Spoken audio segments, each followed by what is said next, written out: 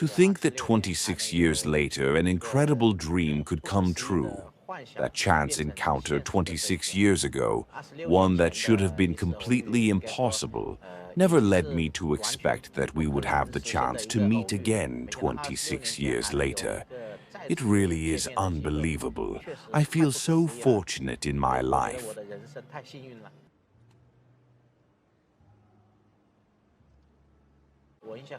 I remember it vividly. I was sitting on the railing when President Putin walked over, lifted me down, and took a photo with me. Before we parted, he even gave me a gentle kiss on the forehead. It's a moment that has remained etched in my memory ever since.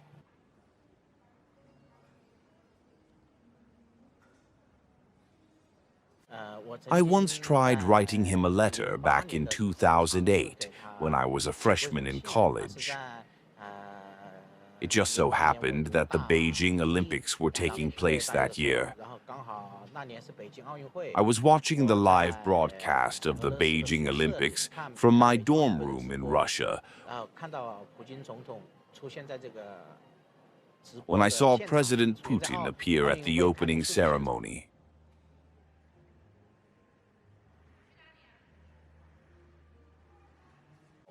I had arrived in Moscow and President Putin had just arrived in Beijing.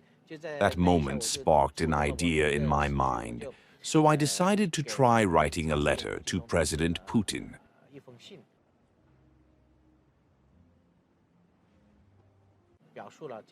In the letter, I explained that I was the child who had the honor of taking a photo with him at Beihai Park in Beijing all those years ago, and that I had now come to Moscow, Russia, to study abroad. I mentioned that he was visiting China and Beijing to attend the opening ceremony of the Beijing Olympics.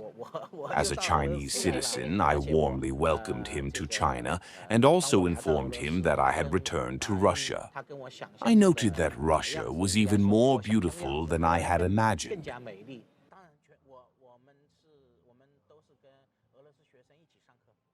At the end of the letter, I also expressed my sincere hope that, if the opportunity arises, I would very much like to see him again. I was truly overjoyed, and my heart was in a state of complete disbelief.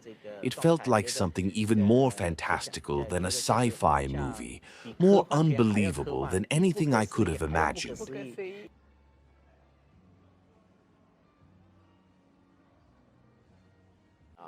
26 years ago, as an ordinary child, I had the chance to have a close encounter with President Putin without any prior arrangement, an experience that is truly rare in a person's lifetime. I never imagined that 26 years later, I would have the opportunity to meet him again. I don't think this is just a double blessing. It's 100 times that. I previously described it as a defining moment in my life. This next encounter may well be the second defining moment of my life. So far, I can still boldly say I'm not nervous.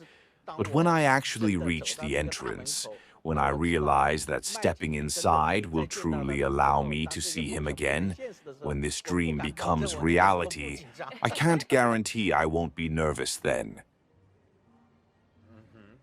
I'm sure I'll be deeply moved inside when I meet President Putin. I think I'd like to tell him, President Putin, you're still as dashing as ever, while I've gone from being a little boy back then to a middle-aged man who's put on a few pounds. Since I returned to China in 2013, I've noticed that Russian elements are becoming increasingly prevalent here, and people are very interested in Russian culture. In many parts of the country, I've seen Russian chocolate products appearing frequently in supermarkets, and Russian restaurants have opened in numerous cities.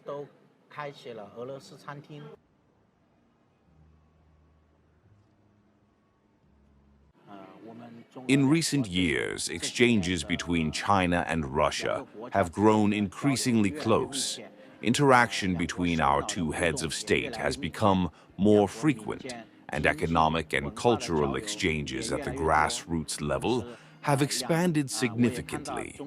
At the same time, I've noticed a growing number of Chinese tourists visiting Russia and Russian tourists coming to China. I believe this reflects the harmonious relationship between our two nations, and I am confident that China and Russia will continue to develop in an increasingly positive direction.